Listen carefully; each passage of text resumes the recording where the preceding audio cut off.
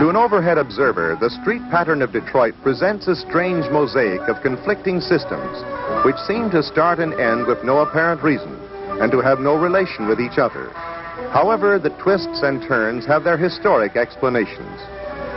It all began when a group of Frenchmen, led by Cadillac, landed at the site of Detroit on July 24th, 1701. Their settlement, Fort Pontchartrain, was protected on three sides by water, and its four main streets paralleled the shoreline of the river.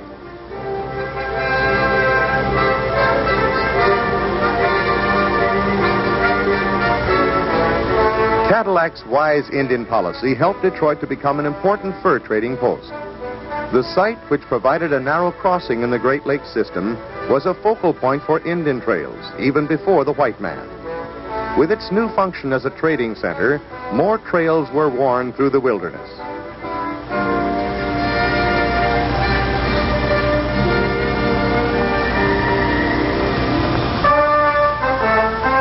After 6 decades, French rule was replaced by the British. It, in turn, gave way to American control.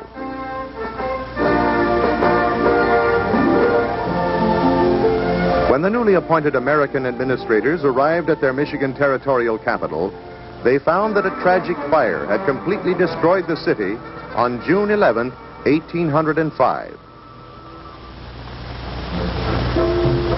One of the three judges, Augustus B. Woodward, persuaded the townspeople not to rebuild immediately, but to plan for the metropolis which he envisioned.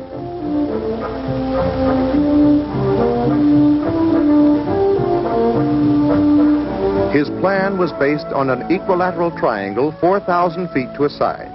Each angle was bisected by a perpendicular line to the opposite side. Where these streets met, a rectangular park was formed. Large circular parks were also at each corner of the triangle. This system could be repeated endlessly, simply by adding new triangles, reversing the point each time.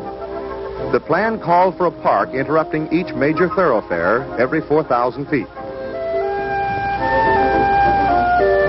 Judge Woodward did not foresee the effect of parks on through traffic, shown here where 2nd Avenue detours around Cass Park.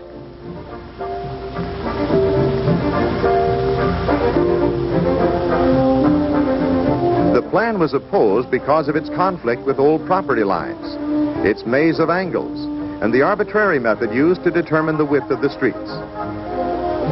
As a result, only the upper part of one triangle, bits of two others, one rectangular park, and half of one circular park were ever built. The bases of these triangles parallel the shoreline rather than a cardinal direction. The existing part of the Woodward plan makes up most of the present central business district. The old Indian trails were improved when demand or military needs necessitated and provided the major land access routes to Detroit. Even today, the major thoroughfares of the city, which radiate from the business district, follow the routes blazed centuries ago by fur trading Indians.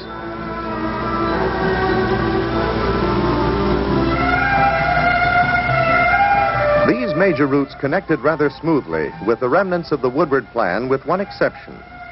It was planned to connect Gratiot with Monroe Avenue. But this would have ruined an orchard owned by a Mr. Brush, who successfully blocked this link. and Gratiot was built 1 block north.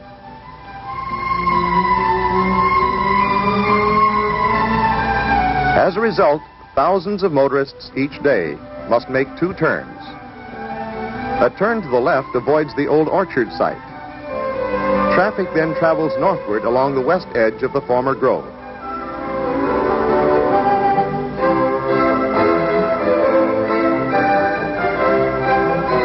Finally, it turns right, and the driver is at last on Gratiot.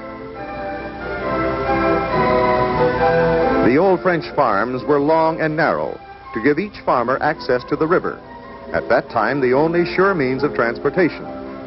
The boundaries, drawn at right angles from the shoreline, became roads commonly named after the owner of the adjoining land, such as Brush and Beaubien. The farmers had little objection to boundary roads, but resisted cross streets which divided their land. This has resulted in many jogs and dead ends on these streets.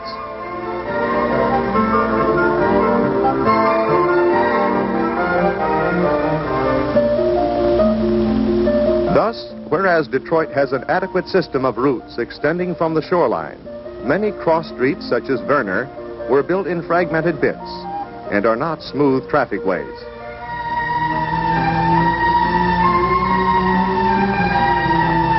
Even the egotistical Judge Woodward had not intended the avenue he named after himself to become the main street of Detroit. However, it was the only spoke street that paralleled the French farm boundaries. Woodward is the line where many cross streets changed their names. Dividing the east and west sides of the city, Woodward is the baseline for most house numbers. In the 1870s, a group of citizens began a campaign for a boulevard to circle the city. An opponent in the Michigan legislature said, "The district through which it is proposed to run is so wet and marshy that the boulevard would be a goose pond during the winter and spring months, and a goose pasture in the summer, for who would ever make use of it as a driveway?"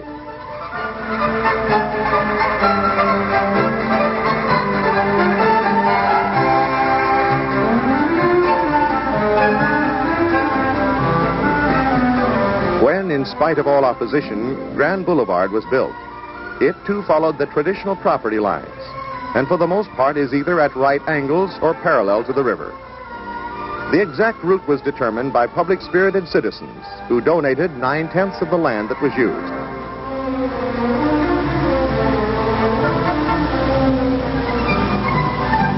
The boulevard was little traveled for a decade. With the expansion which came with the auto industry, the route was soon lined with the stately residences of the wealthy. Today, these buildings are used primarily for convalescent hospitals, funeral homes, beauty salons, day nurseries, and other commercial enterprises. The wide boulevard commonly served as a boundary of new developments, and thus different people at different times laid out the streets on either side. In some places, these diverse plans did not mesh together well. This has resulted in name changes and jogs.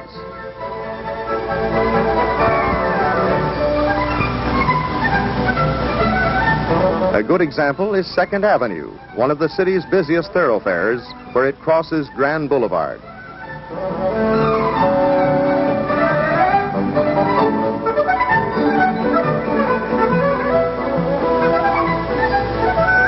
Outside the boulevard, an early suburb, Highland Park, was an established settlement long before its huge neighbors surrounded it. This city grew around Henry Ford's Model T plant. Its streets were built to conform with its main thoroughfare, Woodward Avenue. When Detroit grew around Highland Park, the street pattern of the two cities did not meet in all places, requiring several jogs, such as this one on 2nd Avenue.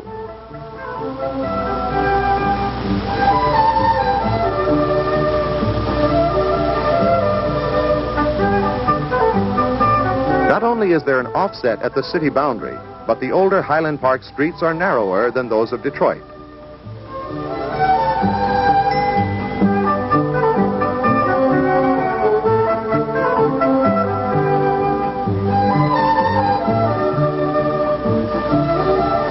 Just as most of Detroit's older streets were influenced by the early French farms, the newer parts of the city were affected by the American survey pattern.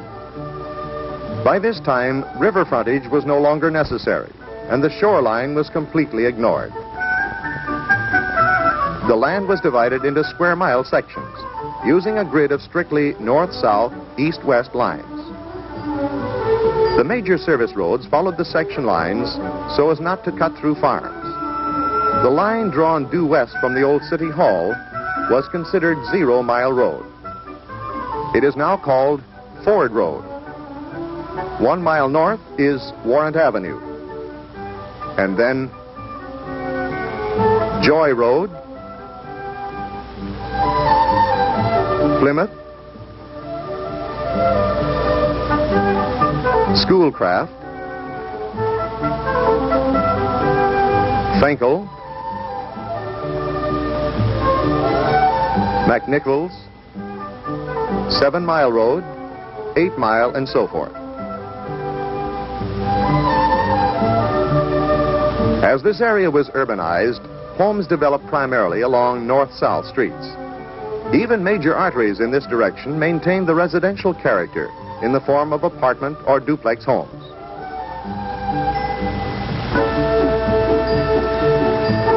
The east-west thoroughfares, however, became long strings of commercial development.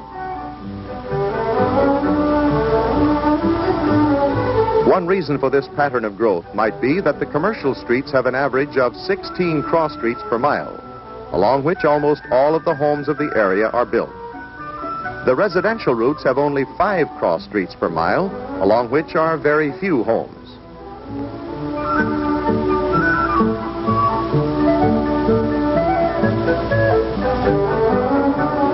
Livernois, the closest north-south street to the city core, has also become commercialized.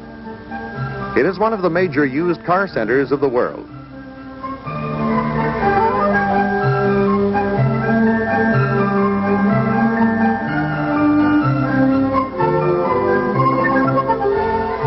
In some exclusive residential areas, the rectilinear grid pattern has been replaced by a complicated system of curving roadways to discourage through traffic.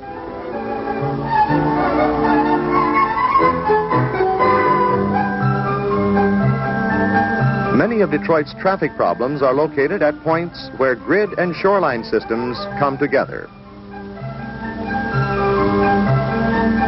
Davison is a good example. It begins at Van Dyke, runs west, turns, and parallels the river, hitting its cross streets at sharp angles, as shown by its intersection with McNichols.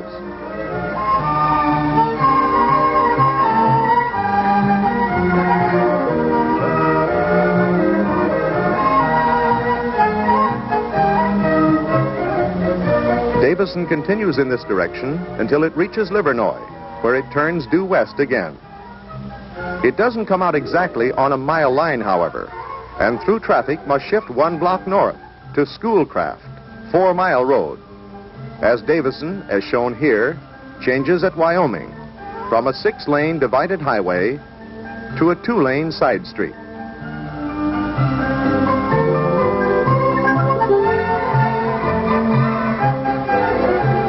Even the paths of the new freeways are influenced by the grid and shoreline systems of streets.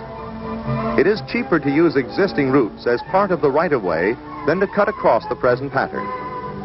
The ford parallels the river and the lake shoreline almost exactly. The lodge starts perpendicular from the river, runs due west to the grid system, and then follows the Northwestern Highway, an old Indian trail.